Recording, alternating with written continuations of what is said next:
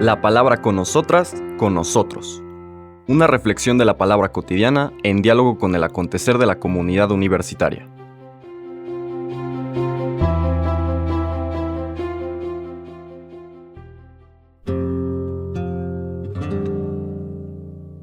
Hola, buenos días. Bienvenidas, bienvenidos a la palabra con nosotras, con nosotros de este jueves 13 de abril, en el que continuamos en este domingo de Pascua extendido a lo largo de toda la semana. Vamos a leer el día de hoy la segunda parte del relato de Lucas que leíamos ayer, los discípulos de Emaús. Ahora, de este mismo capítulo 24, leeremos los versículos 35 a 48. Cuando los dos discípulos regresaron de Emaús y llegaron al sitio donde estaban reunidos los apóstoles, les contaron lo que había pasado en el camino y cómo habían reconocido a Jesús al partir el pan.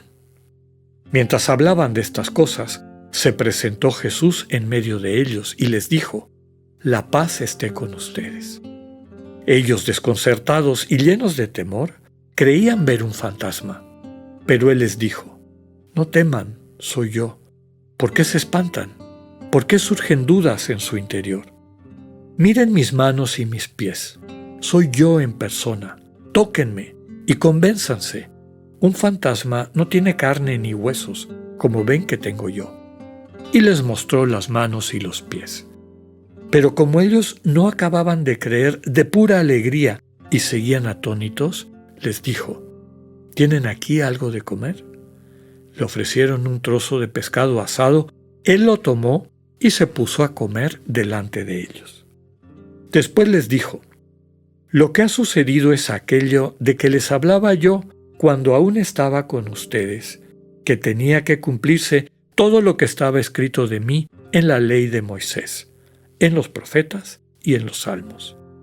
Entonces les abrió el entendimiento para que comprendieran las Escrituras y les dijo: «Está escrito que el Mesías tenía que padecer y había de resucitar de entre los muertos al tercer día, y que en su nombre se había de predicar a todas las naciones, comenzando por Jerusalén, la necesidad de volverse a Dios para el perdón de los pecados. Ustedes son testigos de esto». Palabra del Señor. Aquí tenemos otro relato de apariciones personales. Ayer les hablaba de que todas, y les recordaba la de María Magdalena, que leímos el martes, la de los discípulos de Emaús, que leímos ayer miércoles, y ahora vemos una aparición también colectiva, en este caso, a los discípulos reunidos, ¿no? En el momento en que aquellos que venían de Emaús les comentaban lo que habían experimentado, y aquí vale la pena subrayar algo que no pudimos comentar el día de ayer, que es que al partir el pan reconocen al Señor Jesús. Desde luego que este relato de Lucas tiene connotaciones eucarísticas. Todo el misterio eucarístico es muy importante en el Evangelio de Lucas y retoma fuerza, desde luego, también en el libro de los Hechos, que es la lectura que nos está acompañando y nos acompañará todo el tiempo de Pascua como primera lectura. Eucarístico porque en ese partir el pan, presencia sacramental del Señor Jesús, en la medida en que lo vamos acogiendo con una sensibilidad apropiada, esto lo lleva a la N expresión, la mejor descripción de lo que eso significa, esta sensibilidad apropiada, lo encontramos en el capítulo 11 de la primera carta de Pablo a los Corintios. Recordemos que Lucas y Pablo tienen una misma teología, una misma sensibilidad, una misma manera de transmitir la mistagogía del encuentro con el Señor Jesús.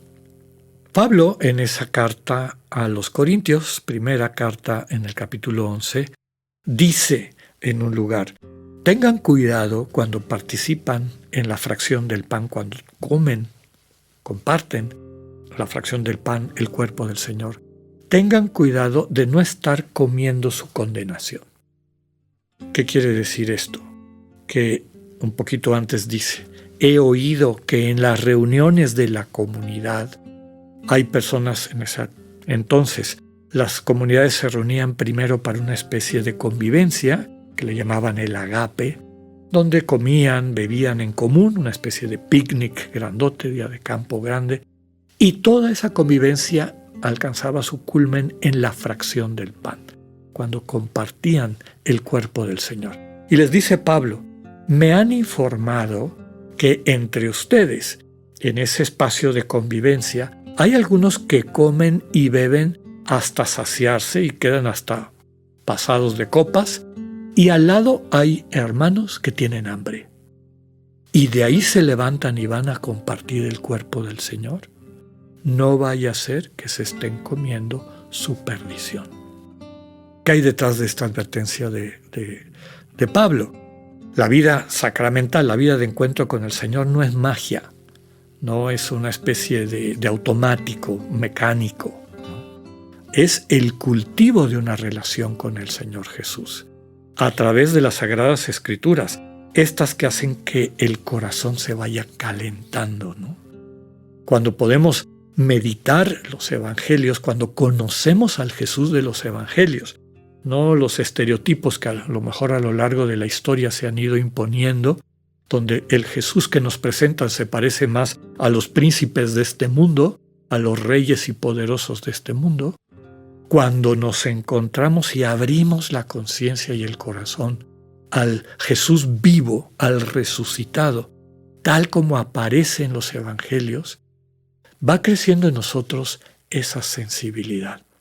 Y llega el momento en que empezamos, como Ignacio, como Santa Teresa de Jesús, como San Juan de la Cruz, San Francisco, tantos santos y santas, Jesús deja de ser un concepto y se convierte en una presencia, una persona que moviliza nuestra vida y nuestra respuesta para bien. Es lo que estamos encontrando en estos textos. Entonces, inician siempre con una situación de duda, de inquietud, de desasosiego. El Señor está ahí, pero no lo reconocen.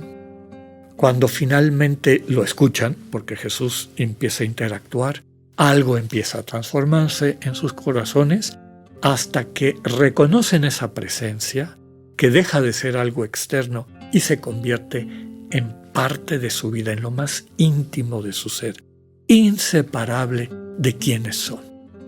Por eso, otra vez aquella frase bellísima de Pablo, vivo, pero ya no vivo solo, Cristo vive en mí.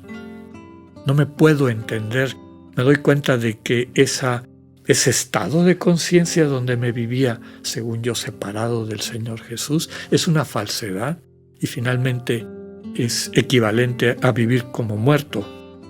Y cuando abrimos nuestro corazón y nos vamos encontrando con el Señor hasta llegar a la experiencia de todas estas comunidades de encuentro con el resucitado, podemos decir con convicción sostenida en la experiencia, he visto el Señor, hemos visto al Señor. Centro, como he dicho muchas veces, de la vida cristiana. Retomando entonces las apariciones personales, empiezan en una situación de duda, desasosiego. El Señor está ahí, pero no lo reconocen. Cuando finalmente empiezan a percibir la comunicación de Dios, algo cambia en su corazón hasta que lo reconocen y se convierte en un dinamismo, esta es la cuarta parte, que implica una misión. Y esa misión básicamente es compartir la misión que el Señor ha tenido a lo largo de su vida. Transmitirle a otras personas la buena noticia. Dios es Abba, es papá.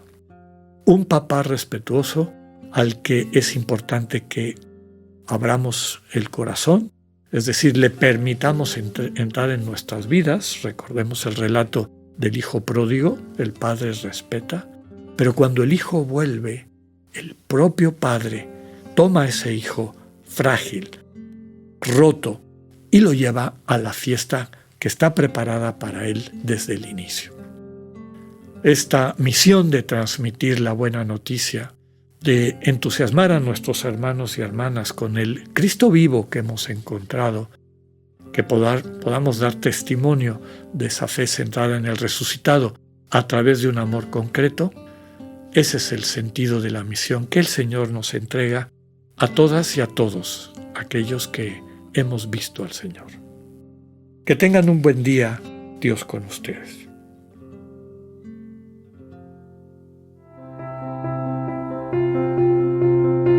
Acabamos de escuchar el mensaje del Padre Alexander Satirka. Escúchalo de lunes a viernes a las 8:45 de la mañana por radioiberoleon.com, a través de nuestra app gratuita para iOS y Android o por Spotify. Esta es una producción de Radio Ibero León en colaboración con el ITESO, Universidad Jesuita de Guadalajara.